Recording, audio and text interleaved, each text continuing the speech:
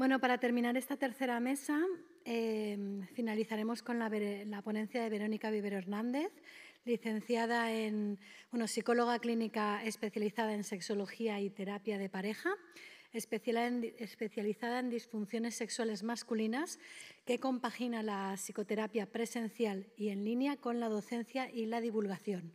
Además, es profesora del máster de Taos Education en disfunciones sexuales masculinas y realizará la ponencia de abordaje psicosexológico en TTC e implicación en el ámbito de la pareja. Bueno, hola a todos. Gracias al Colegio de Fisioterapeutas de Cataluña por querer que esté hoy aquí con vosotros y a todas las personas que habéis asistido. Bueno, hace cosa de 15 años o así que me dedico a la práctica clínica. Yo compagino tanto la psicoterapia presencial con la online y aparte también hago divulgación y docencia y considero muy necesario que existan espacios como estos para dar a conocer nuestro trabajo. Desde hace cosa de 4 o 5 años estoy vinculada a Andrología Barcelona. Nosotros somos un centro de referencia y coordino y dirijo la unidad de sexología clínica. Yo he venido hoy aquí a hablaros del abordaje que hacemos desde la psicosexología de las principales disfunciones sexuales masculinas, desde una orientación cognitivo-conductual y también la implicación que puede haber o no en el ámbito de pareja. ¿Vale? Así, a nivel resumen, podéis ver los contenidos que vamos a tratar en esta sesión. En primer lugar, vamos a hacer una breve contextualización de qué entendemos por dificultad sexual. Hablaremos de los objetivos de la psicoterapia.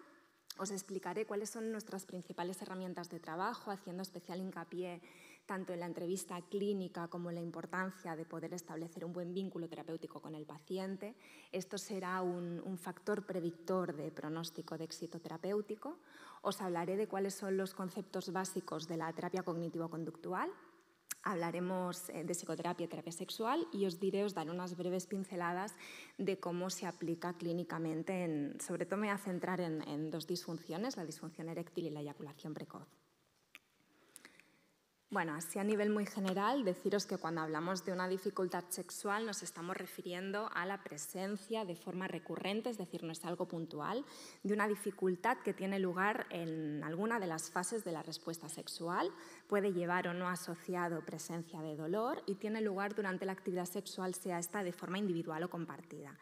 Siempre que aparece una dificultad sexual, esto va a provocar un malestar en el paciente, un impacto en su autoestima o, más concretamente, en su percepción de competencia sexual. Y hemos visto a través de los años de práctica clínica, de los diferentes estudios, que se ve más agudizado en el caso de la figura masculina, concretamente en estos hombres cis con una orientación preferiblemente heterosexual. Probablemente, como os pongo aquí, seguramente por influencia de nuestro sistema heteropatriarcal y machista, por estos roles y dinámicas relacionales en este tipo de vinculación, nos encontramos que hay un mayor porcentaje de adjudicación de la responsabilidad de la calidad de estos encuentros eróticos compartidos en este tipo de personas, ¿no? Otros colectivos sí que pueden presentar una dificultad sexual también, sin embargo hemos visto que hay un menor impacto, se hace un menor uso de los profesionales de la salud. En el caso de que sí que lo hagan, el pronóstico en líneas generales suele ser algo mejor, los objetivos son más rápidos de conseguir y nos encontramos con menos bloqueos y resistencias en sesión. Las principales áreas de impacto emocional sobre las que trabajamos son lo que hace referencia a todo lo que atañe a la calidad de la erección, al control o manejo de la respuesta eyaculatoria y a todo lo que haría referencia a la morfología o característica de estos genitales. Si el paciente considera que una de estas esferas o más de una de ellas falla, pone en tela de juicio el mal concepto, el mal empleado, el concepto de virilidad, ¿no? Con lo cual esto provoca un daño o un impacto, lo que os comentaba antes, en su autoestima, sensaciones muchas veces de incompletitud y una serie de complejos asociados que como consecuencia nos lleva o bien a la evitación de estos encuentros eróticos compartidos o bien a que estos encuentros no sean de la suficiente calidad. ¿Cuál es la respuesta prototípica a nivel psicológico de un paciente que presenta una dificultad sexual? Generalmente nos vamos a encontrar con un patrón de funcionamiento principalmente fóbico. La fobia, como sabéis, consiste en un pavor, en un miedo intenso, donde puede haber o no evitación, en este caso de los encuentros eróticos compartidos. Previo a ello se ha tenido que producir un condicionamiento. El condicionamiento consiste en una experiencia o experiencias previas no satisfactorias que les lleva a establecer una serie de respuestas estereotipadas en futuras exposiciones en caso de que las haya a estas relaciones sexuales compartidas. Os he puesto algunos ejemplos, ¿vale? En el antes nos encontramos una ansiedad anticipatoria muy elevada, pensamientos obsesivos tipo bucle, rituales y demás, es decir, el paciente hace como una preparación previa a esta exposición, con lo cual pues lleva bastante malestar asociado. En el durante es bastante característico que aparezca el rol de espectador, muchas veces incluso verbalizan no estar del todo presentes en situaciones, como si lo estuvieran viendo de un plano exterior, ¿vale? Con lo cual no hay disfrute y una ansiedad elevada que les lleva a un estadio de hipervigilancia y muchas veces autoevaluación. Están constantemente como midiéndose o autoevaluando si tengo una erección, no la tengo, cómo es esta erección, voy a eyacular, ¿no? Y los pensamientos asociados que lleva. Y en el post o bien nos encontramos esta evitación o bien una disminución no solamente en cuanto a la calidad, sino también en la frecuencia. Muchas veces estas relaciones sexuales al final acaban siendo un suplicio, se acaba dando un contexto no natural, hay muchísima rigidez y poca disfrute por parte no solo de la persona afectada, sino también de la pareja o posibles parejas que puedan haber, y puede haber una gran afectación al vínculo, ¿vale? Pensar que el paciente tipo suele acudir a consulta tras años de evolución del problema, con lo cual esto nos lleva asociado a la cronificación o cuadros concomitantes al problema secundario. Os he puesto un ejemplo, principalmente muchos casos a lo mejor que empezaron con un tema a nivel de erección que acaba afectando también al deseo como cuadro secundario, ¿vale?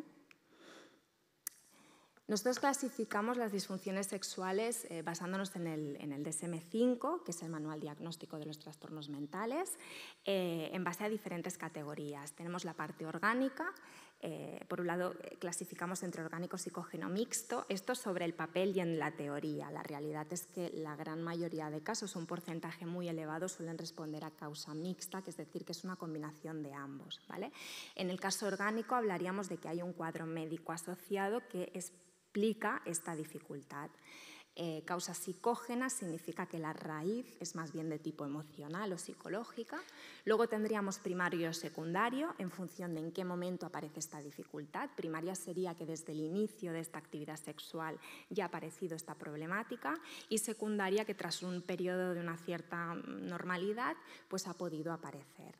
Generalizado situacional en función de si se da en todo contexto, situación o bien simplemente se da en unas situaciones determinadas, o leve, moderado o grave en función del grado de afectación, ¿vale?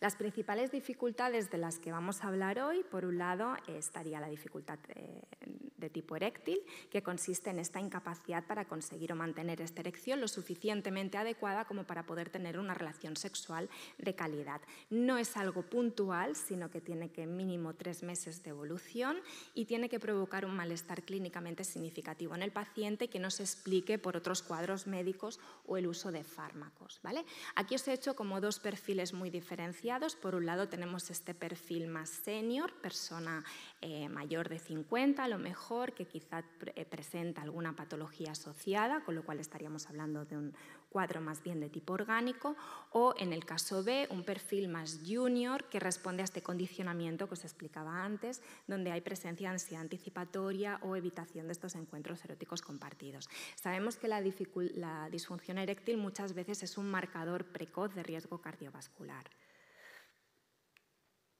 Por otro lado, hablamos de la eyaculación precoz. Antes habéis comentado también los criterios y demás.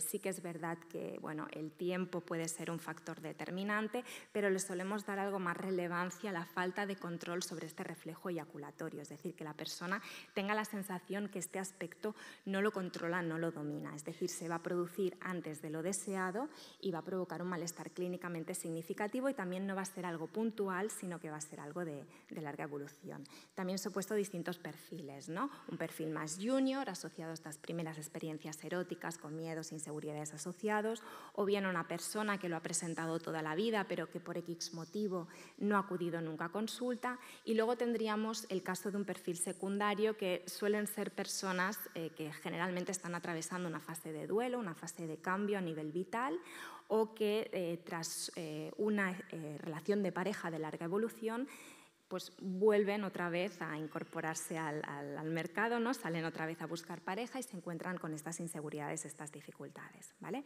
Y os he añadido otras más, como por ejemplo la falta de deseo, que haría referencia a la falta de interés o deseo en mantener actividad sexual, incluye la ausencia de fantasías y pensamientos eróticos, y hay que en el diferencial distinguirlo de lo que sería la asexualidad, que es una orientación más y que consiste pues, en que realmente no hay un interés explícito por estas relaciones sexuales como las conocemos el resto, ¿vale? Otros casos que también solemos tratar pues pueden ser, por ejemplo, problemas en la eyaculación, anorgasmia, problemas de vínculo de pareja, etc. etc. ¿Qué buscamos con la psicoterapia? Nuestro objetivo principal consiste en dotar de recursos y herramientas necesarias a la persona para conseguir una mejora en su calidad de vida. Concretamente, lo que queremos desde la psicosexología es que el paciente mejore la relación que ha establecido tanto con la vivencia como la expresión de su sexualidad a nivel individual y compartido. Aquí los psicólogos tenemos una tarea bastante importante, que es el tema de la psicoeducación. La psicoeducación básicamente consiste en proporcionar información veraz desde distintas áreas, ¿vale? Y en el caso de desde hábitos de vida saludable, gestión del estrés y demás. En el caso de la sexualidad lo que buscamos es paliar muchas veces el desconocimiento que lamentablemente todavía existe, ¿vale? Buscamos erradicar mitos y falsas creencias que muchas veces llevan asociados presiones y complejos, falsas expectativas que pueden dar lugar a frustraciones y a determinadas dinámicas de la relación, muchas veces alimentadas por el caso de la pornografía, ¿no? Parte del trabajo que hacemos es que entiendan la finalidad de este recurso, que entiendan que muchas veces no se corresponde con la realidad y que busquen un poco ajustar expectativas con el fin de que no hayan tales frustraciones, ¿vale?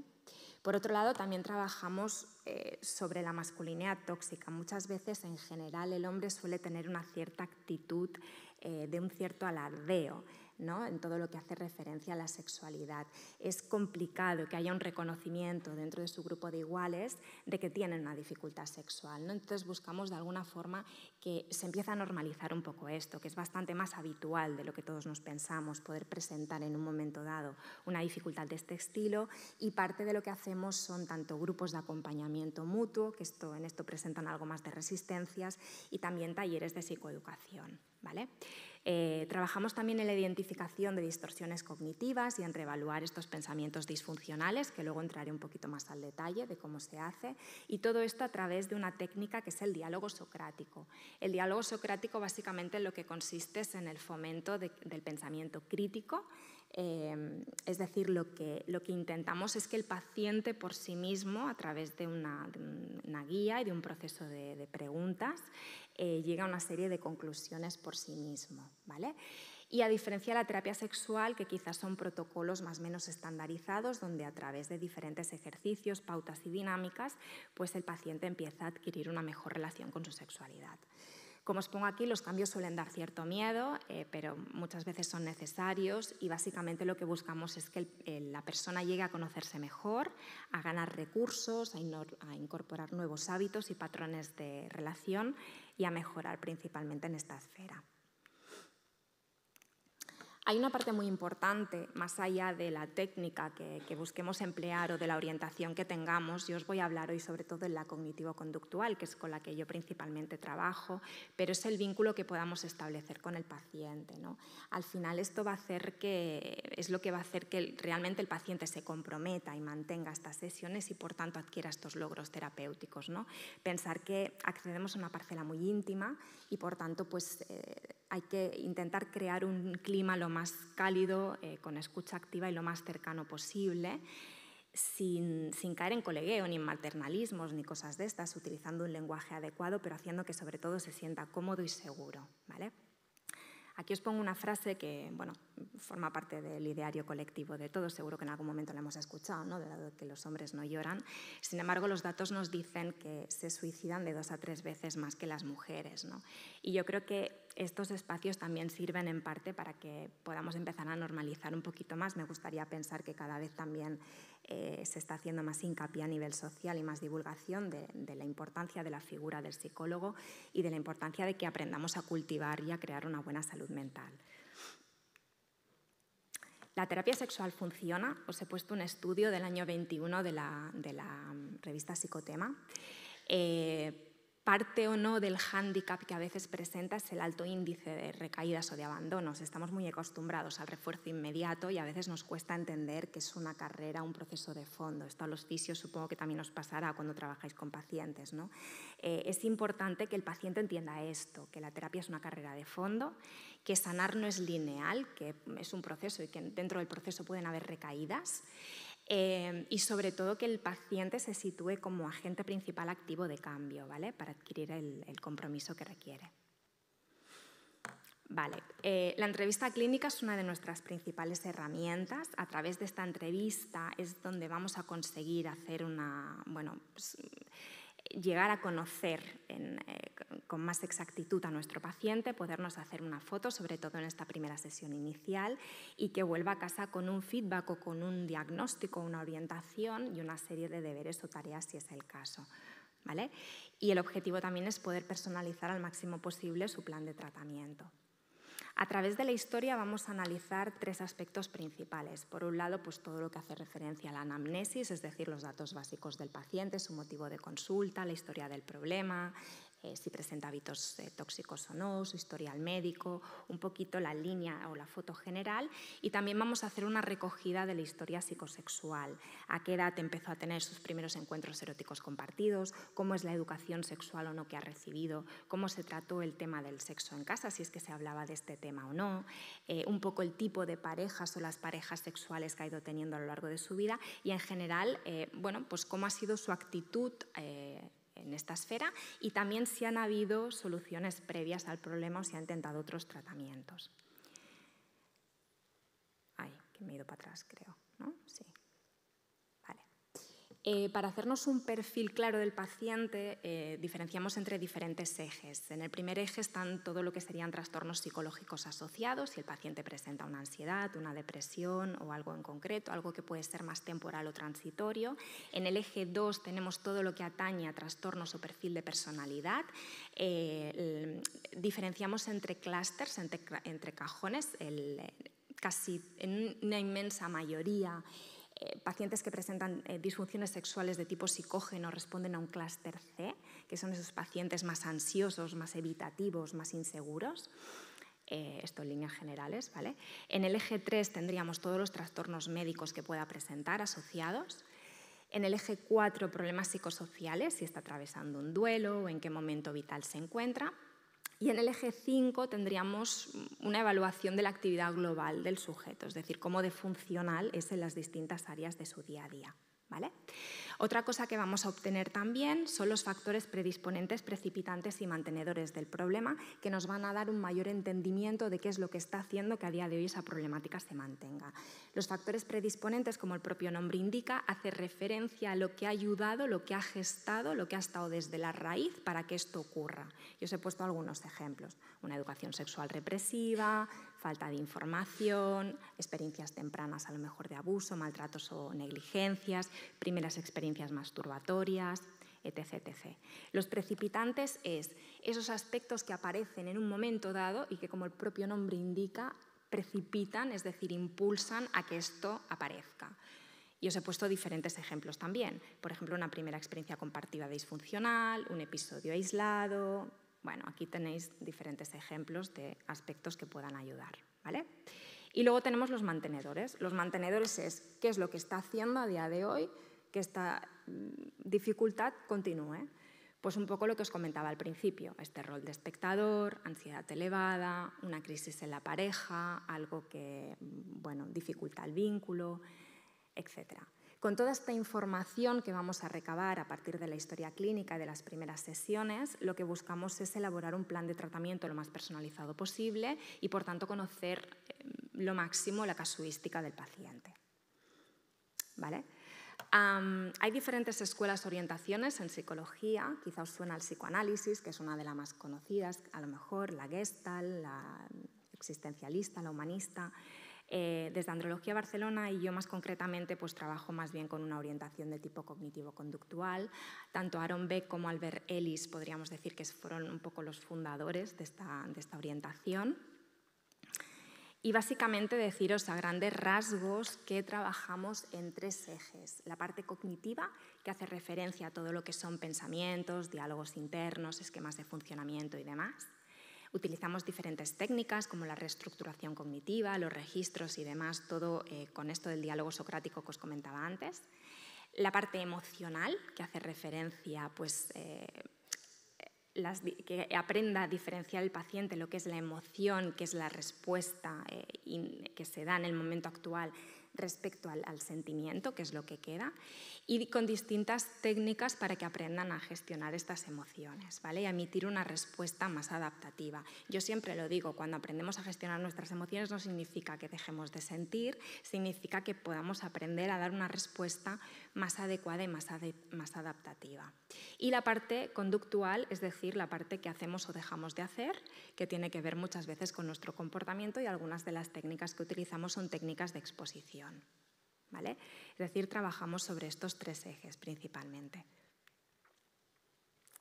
En terapia sexual podríamos decir que es algo más estandarizado, es algo más guiado, se basa en una serie de protocolos más o menos estandarizados con una serie de ejercicios y demás.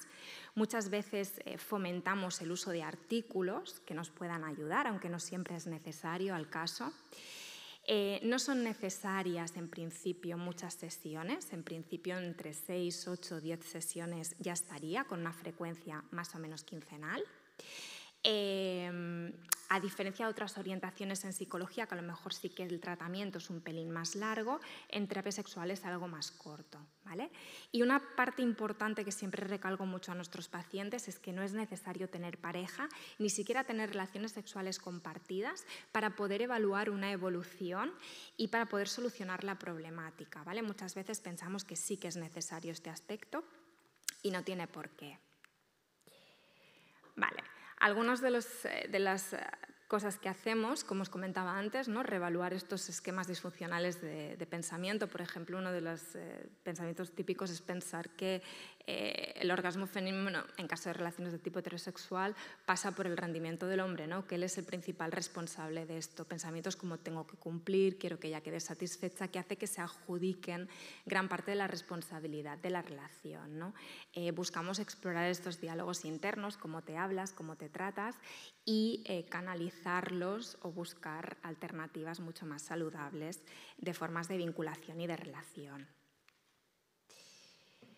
Una parte también que se utiliza bastante es todo el tema de la desdramatización y la evaluación del pensamiento, ¿no? Que el paciente sea capaz de buscar pruebas a favor y en contra de esto que me estoy diciendo. Parte del problema muchas veces es que lo que nos decimos, sobre todo si es en plan crítica, como que nos lo creemos mucho más.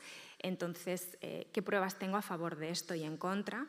¿Y qué pasaría si esto fuera así, ¿no? Lo que buscamos es sacar un poco el foco fuera del problema y buscar otros recursos o soluciones, que muchas veces estamos tan obcecados con la problemática en sí que no vemos un poquito más allá, ¿vale?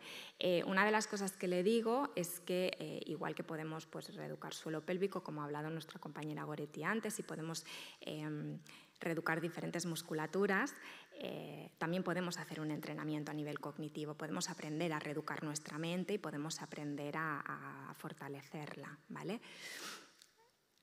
Una parte importante también es todo el tema que os decía antes de expectativas versus realidad, muchas veces alimentadas por esta pornografía, ¿no? Que entiendan la finalidad, que busquen ajustar expectativas y trabajar sobre estas falsas creencias, que muchas veces lo que se ve ahí no se suele corresponder con la realidad, ¿no? Hay una labor muy importante también, que sería el fomento de hábitos de vida saludable, ¿no? Tanto la parte de alimentación como actividad física, lo que ha comentado antes el compañero, ¿no? Es todo un conjunto que hace que uno se encuentre mucho mejor y en armonía.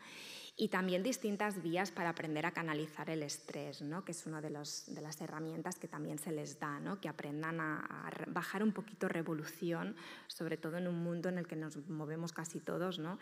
Especialmente convulso e hiperactivo. Aspectos como la relajación de Jacobson, por ejemplo, se les explica diferentes dinámicas para que aprendan a llevar a cabo y para que se quede con ellos en su día a día. Como os comentaba antes, la parte de psicoeducación es muy importante. Algunas de las cosas que se les explica es que aprendan a diferenciar y a entender las distintas fases por las que pasamos cuando tenemos una actividad sexual, ¿vale? Que entiendan que pese a que eyaculación y orgasmo muchas veces suelen darse parejos, son entidades separadas y que no tienen por qué necesariamente ocurrir a la vez. Que la erección y la eyaculación son reflejos, por ejemplo, que aprendan a controlar y a identificar el punto de no retorno, sobre todo en casos de control eyaculatorio. Esto será clave en ejercicios con masturbación.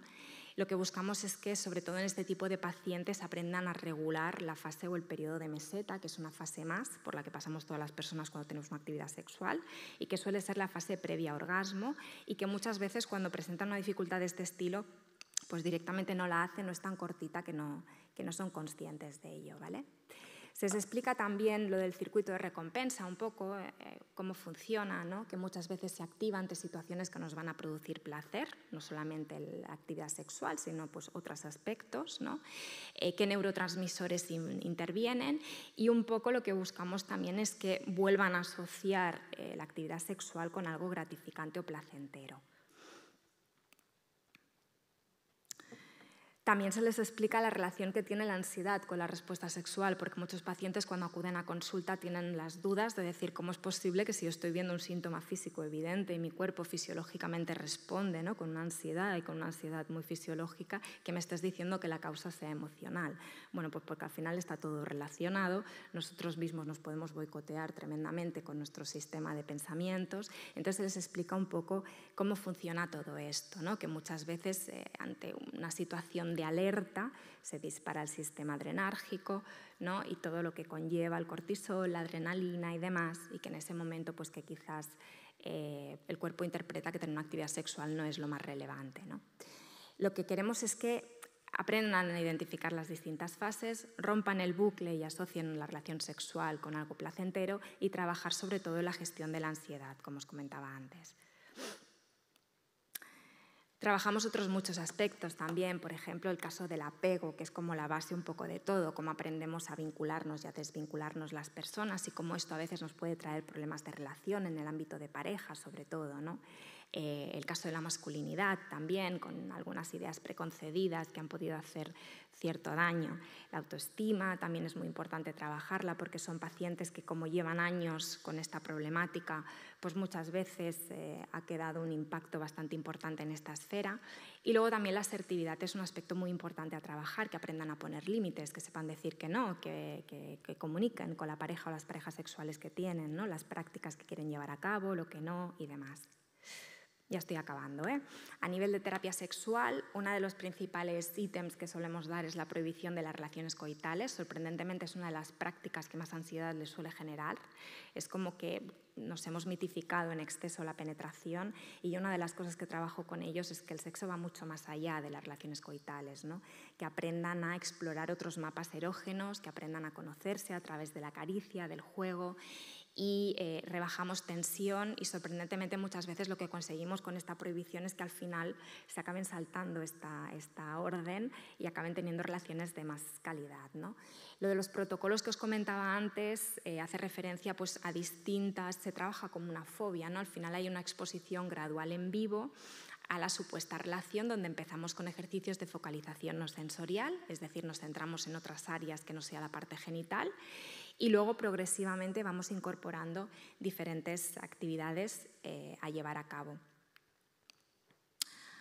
La técnica para el arranque creo que en algún momento se ha comentado hoy durante el día, durante la sesión.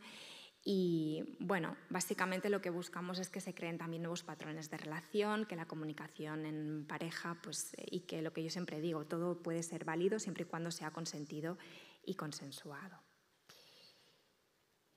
El tema de los juguetes, esto sí que lo habéis comentado también en una de las ponencias, pues en algunos casos es importante el uso, por ejemplo, de dispositivos como anillas compresoras o bombas de vacío en el caso de problemas de erección.